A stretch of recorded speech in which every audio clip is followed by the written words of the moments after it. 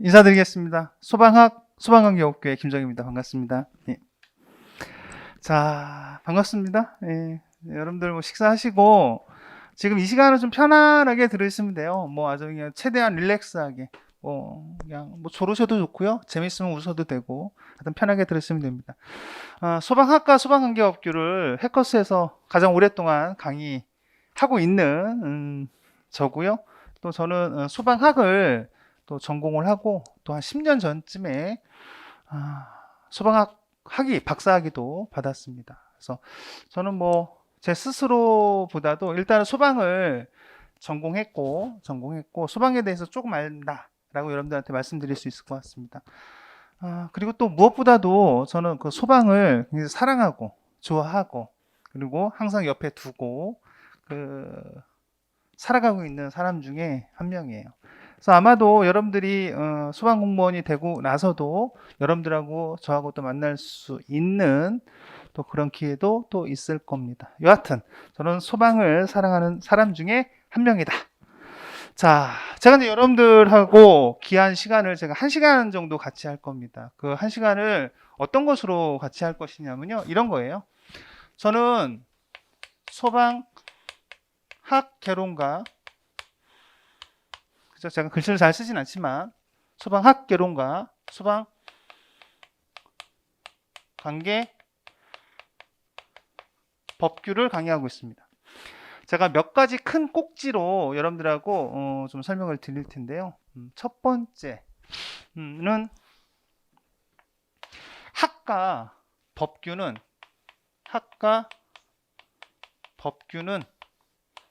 하나다 이겁니다. 첫 번째 제가 말씀드리려고 하는 것은 소방관계법규는 하나예요. 두 개일 수가 없습니다. 그러니까 이 두 개를 잘 하려면요 굉장히 효율적이어야 돼요. 이것이 첫 스타트서부터 비효율적이면 그것을 계속 엉켜요. 간혹 우리는 산수를 이야기할 때 이렇게 볼 수 있습니다. 1 더하기 1은 때에 따라서는 뭐 2라고 하는 것이 기본적인데 이것이 3이 될 수도 있고요. 또는 1.5가 될 수도 있습니다. 우리가 보통 1 더하기 1은 뭐 3이 된다라고 하는 것은 어떤 시너지 효과를 얘기할 때는 좀 더 커지는 것이 좋겠죠. 근데 우리가 이제 학습을 하는 과정에서 이게 두 과목인데 학과 법규가 이것을 별도로 따로 놓고 우리가 학습을 하게 되면 그것이 3이 돼버리면 곤란하죠. 소방학에서 배우는 거와 소방관계법규에서 배우는 용어와 관련된 부분들은 거의 일치해요. 학의 시작은 법규서부터 시작이 됩니다. 법규에서 사용하는 용어를 그대로 가지고 와서 소방학에서 시작하는 거의 반 이상은 그거로 사용을 해버려요. 거의 또 문제의 내용도 약간 결은 다르지만 그 내용이 상당 부분 일치합니다. 그렇기 때문에 그것을 따로따로 공부한다는 것은 너무 비효율적이죠. 그래서 대개의 학원에서 소방학과 소방관계법규는 대다수의 학원에서 한 분이 다 가리키는 것이 정석입니다. 그렇습니다. 저는 그래서 학과 법규는 하나이다 라고 설명을 드리면서 한 가지 더 말씀을 드리겠습니다. 우리가 보면 이 소방학과 법규 근데 이 학이라고 하는 놈을 우리가 법규는 그대로 법입니다. 그대로 법이에요. 근데 소방학이라고 하는 놈을 좀 더 우리가 살펴보면 제가 이번에 새로운 필수가 되면서 전면 개정해서 소방학 개론책이 만들어지는데요. 큰 챕터는 01서부터 09까지 되어 있습니다. 01, 첫 번째는요, 연소, 두 번째는 폭발, 세 번째는 화재, 네 번째는 소화, 다섯 번째서부터 소방시설, 여섯 번째 위험물, 소방의 역사와 조직, 그리고 여덟 번째는 구조, 구급, 아홉 번째는 뭐냐면요, 재난관리가 됩니다. 통상 여기서 나오는 시험 범위가 5장부터 9장까지의 내용이 한 반 정도 된다라고 보시면 됩니다. 책의 볼륨으로 놓고 보면 한 70% 정도 됩니다. 책의 볼륨으로 놓고 보면 70%가 되는데 출제 양은 한 50% 정도 돼요. 양에 비해서 출제는 많이 되지 않는다는 얘기죠. 여하튼. 근데 이 부분에서의 내용은 전부 다 법입니다. 80% 이상이 법이에요. 그러니까 학을 잘한다라고 하는 것은요, 법에 대한 기본적인 이해가 있어야 되고요. 소방관계법규에서 배우고 있는 소방시설 2분법, 그래서 4분법에 있는 위험물 안전관리법, 또는 관계법규는 아니지만 소방기본법에서 빠져나간 119 구조 구급에 관한 법률, 최근에 굉장히 중요하게 다뤄지고 있는 재난 및 안전관리 기본법, 그리고 소방 조직과 관련된 부분은요, 상당히 많은 법들, 한 10가지 법이 들어와서 어떻게 구성되고 있습니다. 그래서 여러분들이 학이라고 하는 것을 일반적인 학 개론 정도로 보시면 안 되고요. 법 과목의 상당 부분을 차지하고 있는 과목이다라고 생각하셔야 됩니다. 자, 그래서 학과 법규는 하나이다라고 보시면 됩니다. 그래서 우리가 좀 더 구체적으로 놓고 본다면 학이라고 하는 부분에서는 주로 종류와 개념에 대한 내용을 학습하게 된다라고 보시면 되고요. 기본에서. 법규에서는요, 그 부분에 대한 어떤 거예요? 용어의 정의 부분이 상당 부분 우리가 학습하여야 하는 내용 중에 하나가 됩니다. 용어 정의가 되겠죠? 그래서 이 두 가지를 같이 하면 상당 부분 효과가 있다. 그것이 1 더하기 1, 한 과목이 되는데 이게 2과목, 3과목이 되는 것이 아니라 저한테 배우면 1.5로 줄을 수 있다라는 거예요. 그건 제가 확신할 수 있습니다. 그것은 1.5로 줄 수 있다. 자, 두 번째 보도록 하겠습니다. 두 번째는 소방이 변화하다 이겁니다. 두 번째 테마는 소방이 변화하다. 거창한 게 있는 건 아니에요. 무엇이 변화했을까요? 무엇이 변화했을까요? 굉장히 중요한 포인트가 되는데요. 소방은 우리가 학과, 법규가 선택해서 필수로 바뀌었습니다. 물론 행정법도 있지만 행정법은 제가 말씀드릴 영역이 아니니까.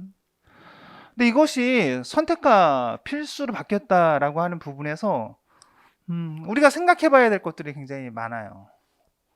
소방관계법규가 어려워지겠네. 그렇게 막연하게 얘기하는 것은 의미가 없습니다.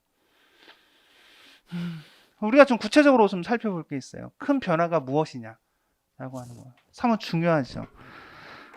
제 생각에 저는 예측, 어떤 추정 이런 것들을 좀 잘 한다라고 봅니다. 여러분들 선택이라고 하는 부분으로 소방학과 소방법규가 남아 있을 때는요. 이 두 과목이 70점이 안 돼도 70점 밑에에서도 65점 또는 70점 또는 65점 두 과목을 맞고도 합격했습니다. 그렇죠? 그거는 그 합격 예에서도 많이 나오는 얘기죠. 제가 하는 얘기가 아니고요. 데이터에서 보면 65점 맞고도 두 과목 평균 65점. 물론 조정 점수로 하면 좀 더 다운되겠죠.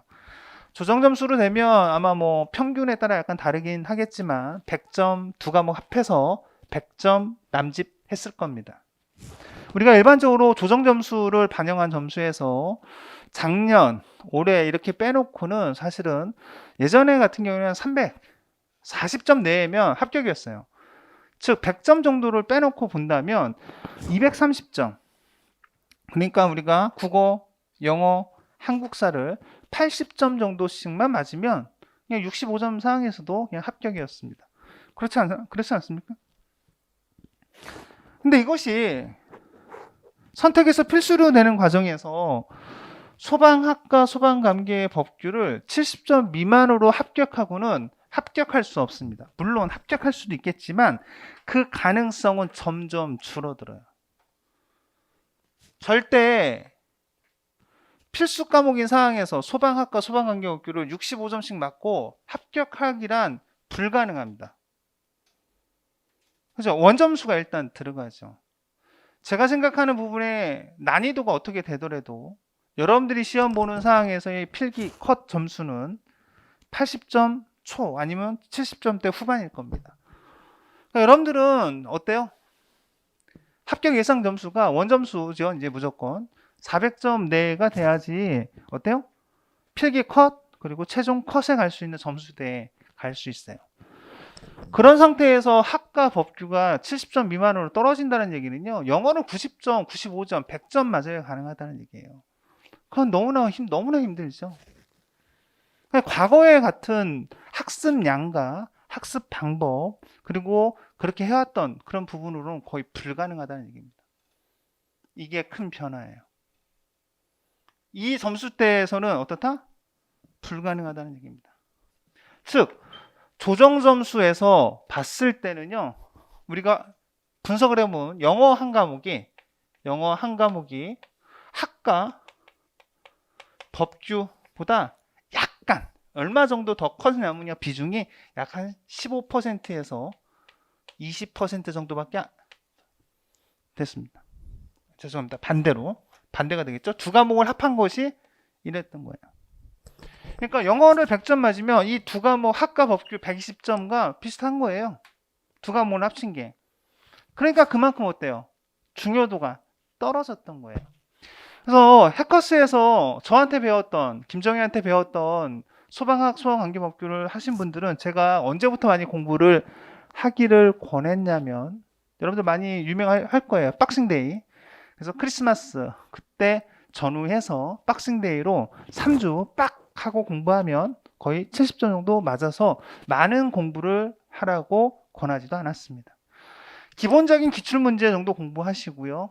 그 예상문제 한번 돌려보고 쓱 가면 그냥 되는 거였어요.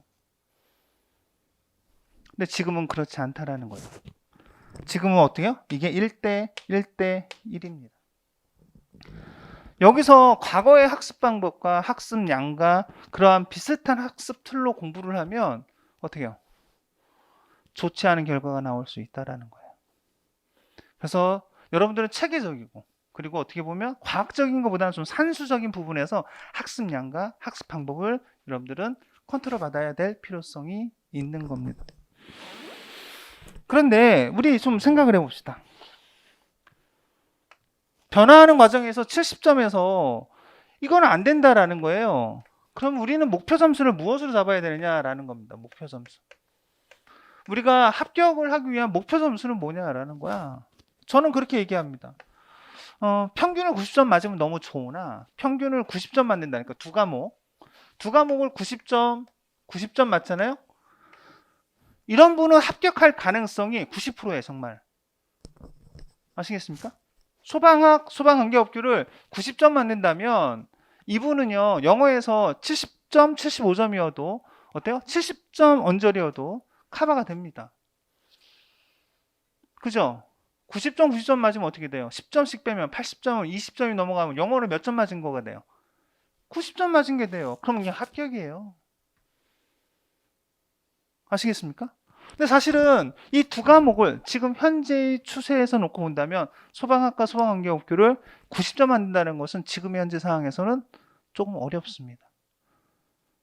어느 정도 학습 기간이 돼야 되느냐? 노멀하게 얘기했을 때는 1년 정도 또는 10개월 정도 어떻게 열심히 하신 분이 85점, 90점 정도를 맞을 수 있는 지금의 패턴이 됐어요. 물론 운이 좋으면 될 수도 있겠죠. 하지만 대다수의 모집단을 놓고 봤을 때의 통계입니다.